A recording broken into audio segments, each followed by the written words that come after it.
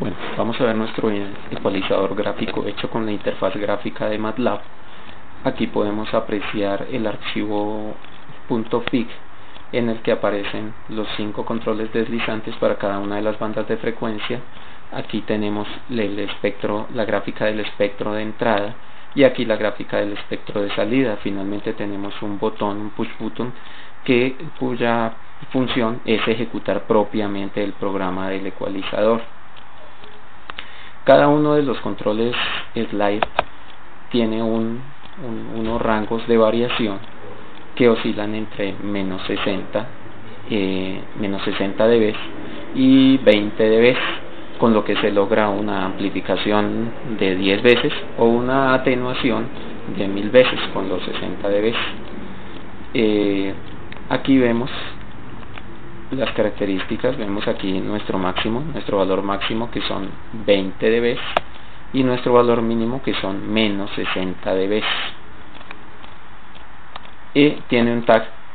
El tag está simplemente el nombre que le damos para efectos de la programación al control slide o al control que sea, y en este caso se llama banda 0, es nuestro primer filtro, entonces es nuestra banda 0. El valor por default lo vemos acá, que es 0. Bueno, vamos a cerrar esto y vemos cómo corre la ejecución del programa. Aquí lo tenemos ya abierto para efectos de rapidez, y tenemos nuestras bandas deslizantes. En la parte superior de cada una de las bandas deslizantes encontramos las frecuencias, los rangos de frecuencia. Aquí tenemos de 20 Hz a 400 Hz, de 400 Hz a 1.5 kHz, de 1.5 kHz a 6 kHz, de 6 kHz a 10 kHz y de 10 kHz a 20 kHz, las últimas frecuencias, las más agudas. En la parte inferior este número nos indica el grado de atenuación o de amplificación. Cuando deslizamos el control slide vemos que varía. Aquí podemos ver que él varía entre un máximo de 20 y en un mínimo de 60, como se puede apreciar acá. Ahora vamos a trabajarlo con una atenuación, o más bien sin atenuación, con 0 dB, para que se vea el espectro de entrada y de salida, que pues la idea es mostrar que son iguales. Entonces aquí corremos nuestro programa con el botón Start y vemos aquí que tenemos nuestro espectro. El escalamiento de las dos gráficas no es igual. Vemos que efectivamente este llega aproximadamente hasta 800, tal como lo hace el de abajo. Y aparte de eso reproduce el sonido. Vamos a correrlo nuevamente para que se escuche el sonido sin mi voz interrumpiéndolo.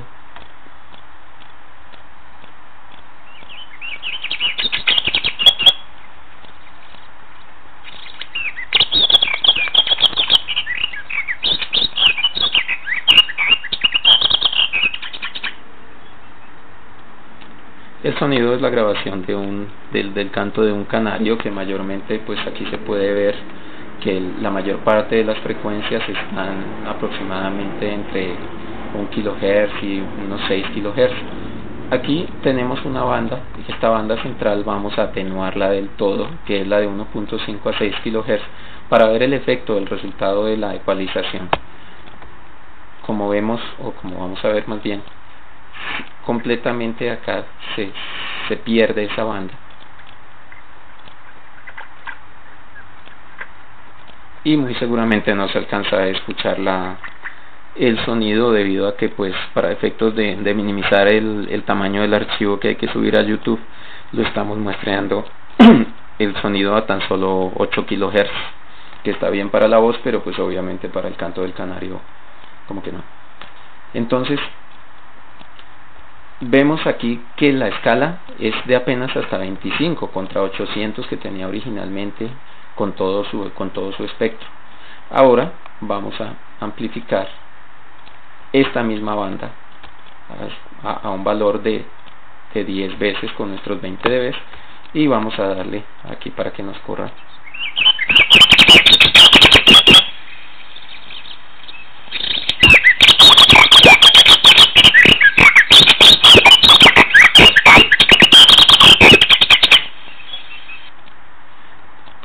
Como vemos, se acentúa bastante.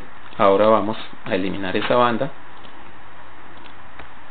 o mejor aún, la dejamos en ceros y acentuamos nuestras otras bandas para que se vea el efecto de la acentuación de las demás frecuencias,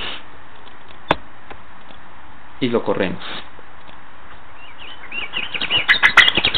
Puede verse en esta zona que se han acentuado muchísimo las frecuencias. Hay una acentuación de frecuencias que aquí no se presentaba, y pues puede verse que trabaja muy bien, aunque lamentablemente no logré hacer que funcionara en tiempo real. Es bastante complicado, hay que dar unos retardos de 50 milisegundos como máximo, y a veces el software no alcanza a correr, probablemente por la máquina. Entonces se escucha entrecortado el sonido, lamentablemente no se pudo obtener el resultado en tiempo real. Ahora vamos a ver el código. El código pertenece al botón Start, y vamos a ver el callback, que ya lo tenemos aquí abierto también por cuestión de tiempo. Lo primero que hacemos es capturar los valores que están registrados con los botones Slide. Seguidamente lo que hacemos es convertir esos valores de dBs a ganancia en número de veces, para poder utilizarlas, más adelante vemos dónde, en cada una de las bandas. Entonces aquí, por ejemplo, G sub 0, G minúscula sub 0, va a ser la ganancia del filtro 0, que es el filtro de la primera banda. Seguidamente capturamos el sonido. Aquí en esta línea se puede ver, es un WAV read, y está grabado el sonido en un archivito que se llama canario.wav. De aquí obtenemos el rango, o mejor aún, el vector en el que va a quedar el sonido, la frecuencia de muestreo, que es de 44.100 Hz, para poder ver todas las frecuencias, todo el espectro, y el número de bits, aunque pues es como irrelevante la profundidad del muestreo en este caso.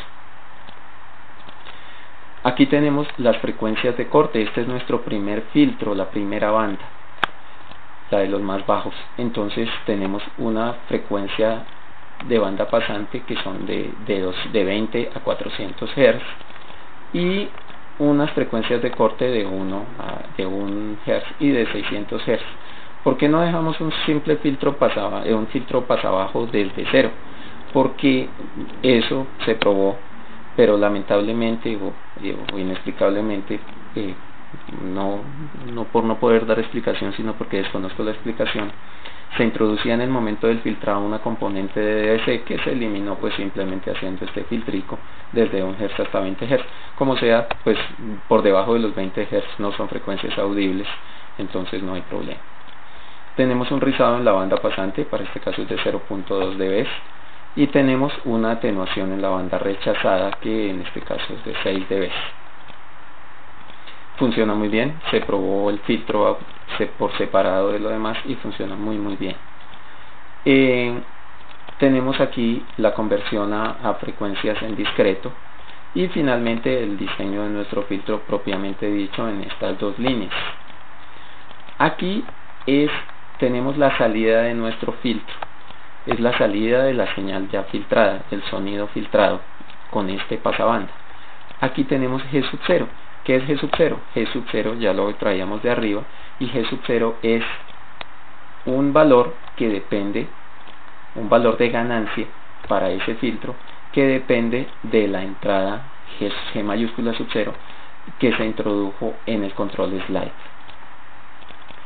Bueno, lo que sigue son los demás filtros, trabajan exactamente igual los filtros para las otras 4 bandas. Y finalmente, una vez obtenemos nuestras señales filtradas, hacemos tal como se haría en un filtro análogo, lo que hacemos es sumarlas con un sumador. Simplemente se suma, y aquí tenemos nuestra señal filtrada total, tal como está comentariado. El programa está comentariado prácticamente línea por línea. Ahora aquí hacemos un trabajo de